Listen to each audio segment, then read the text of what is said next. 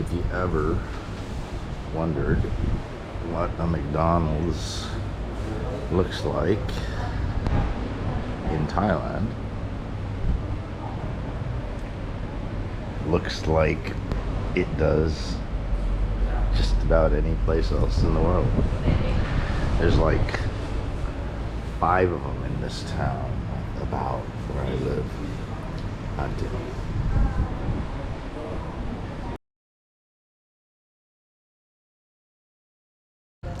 Yeah, so here I am up on the hill, and from having breakfast on the beach down there, about halfway along that strip, at one of the, I don't know, 5 or 6 McDonald's here. Yeah, it's always funny when they talk about McDonald's. I like to call it the most richest and successful restaurant in the world that nobody ever goes to. I like it. Always have. I like the Big Mac sandwich. I like the double quarter pounder, and I especially like that double sausage and egg cheese muffin. I do. When I did the road trip from Phuket to here, spending a few days in Onang and then a few days up in Kanchanaburi province where I did all the World War II stuff. McDonald's was a good standby for just grabbing a quick meal when you're on the road. You know what you're gonna get, and so on. And it's good protein. I don't give a shit what you say. You're fucking wrong. It's good protein. Overdo it? No. I mean, about once a month. I'd eaten there one time for a lunch in the 3 months I've been here. One single time. That was the second. Right? During that trip, not quite daily. Like when I was in Kanchanaburi, I didn't. When I was in Onang, I did, or not Onang, Wahin, I did, because it's easy, and like I say, it's good protein. Anyway, the most successful, richest restaurant in the world that nobody ever goes to, which kind of segues into a topic I'm getting ready to go to. It's Monday morning, and I'm just getting started on Sunday Scribbles. Fortunately, I'm like 14 hours ahead of the West Coast and 12 ahead of the East Coast, so it's actually still Sunday evening there. Maybe I'll get it out by then, but been fretting with what to write about. I think I have it nailed down, so I headed out.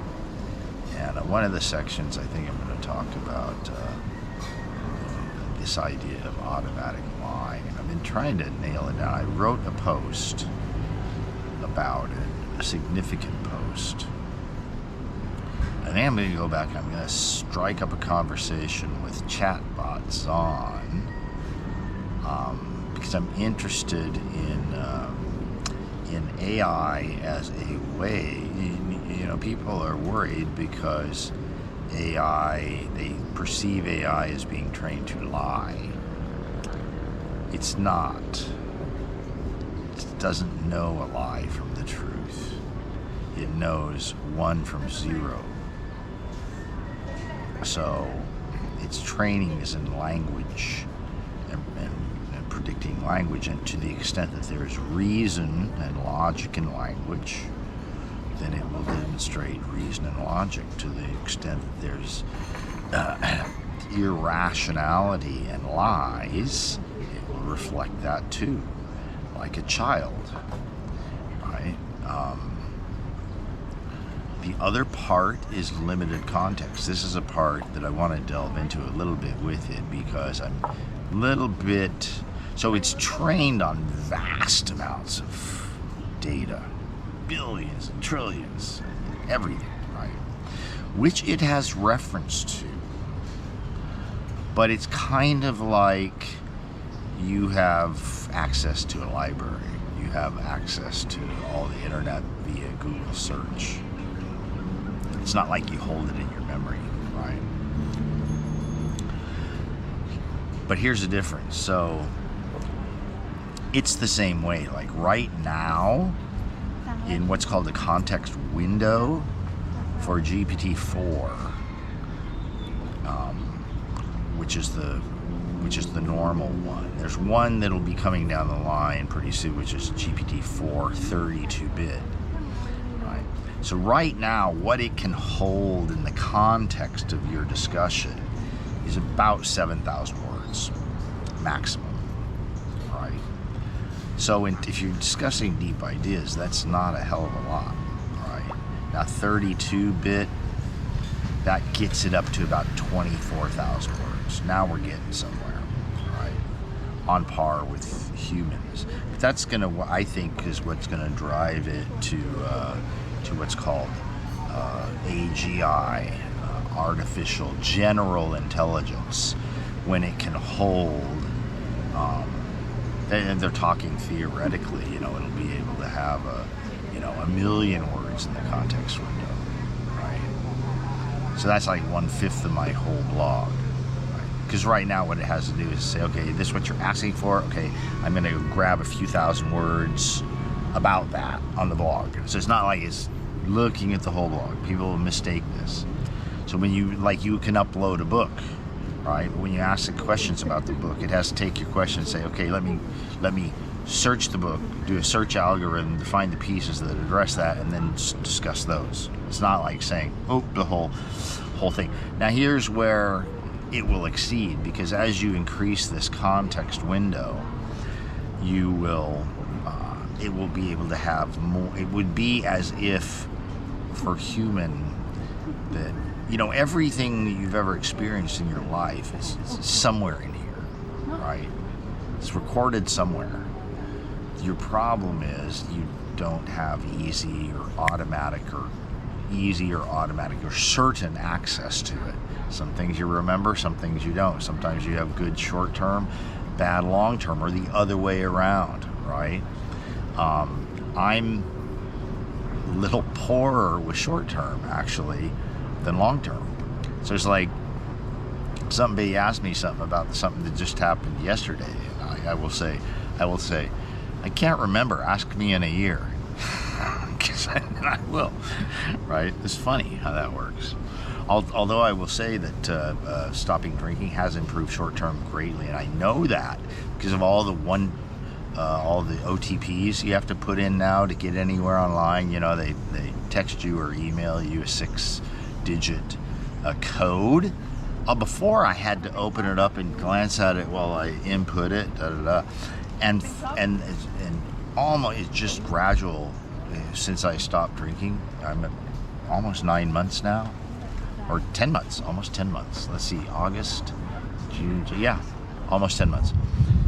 So now it's like I have this really short-term eidetic memory. I mean, in fact, up on so I'm on a Mac, so up in the top right of the screen, when that OTP comes through in either email or text, that thing up in the top of the screen flashes. I just glance at it, and boom, I've got that 6-digit code every time. I never mess it up. So I can keep it I can keep that picture, even without repeating the code to myself. I can keep that resident thing in my memory for, I don't know, long enough to, if you ask me what the ones I did yesterday, I have no idea, right? No idea. So they're eidetic in the sense that it's that's the only sort of photographic memory that we did. And I have a post coming up where chimpanzees have an astounding eidetic memory, right? They kick the shit out of humans on those tests. But I have it long enough, a few seconds, I guess, to input those 6-digit codes. That's quite a good affirmation for what stopping the booze does for you. Because and it's not just being drunk or not. This issue persisted for weeks and months after So it's been a slow thing, and whereas now it's boom. So I think that society has come because of, it's interesting, the tool of our destruction, or our downfall and destruction, is actually the source of our salvation, which I think is going to be AI. Because I think AI is going to, I don't think AI can willfully lie when it has enough context, when it knows it's lying. Right now, if it tells a lie, it's not really a lie. It's not culpable. It doesn't have values. It's not saying, oh, I know what the truth is, but I'm going to lie instead. Right? So they limit its context and say, so here's your context. This is what's been decided. So this is the facts. This is what you say, you know, in terms of all the triggering stuff, right? That can't persist, or else they cripple AI. And then other, you know, like, for example, OpenAI and other companies either in America or other place in the world, they've already, the software is already, the training is already out there, how to do it, right? It's already out there, cat's out of the bag. And others are going to come up with it and increase that context window. And once that context window is, stand by, because I'm going to tell you what, everybody on the planet is a fucking liar, an automatic liar. This is what the internet has done. The ability to sit behind a screen or anonymously and just automatically lie. You do it so much that you lose the voice of your own conscience. You don't hear the voice anymore that says, you know, you're lying, right?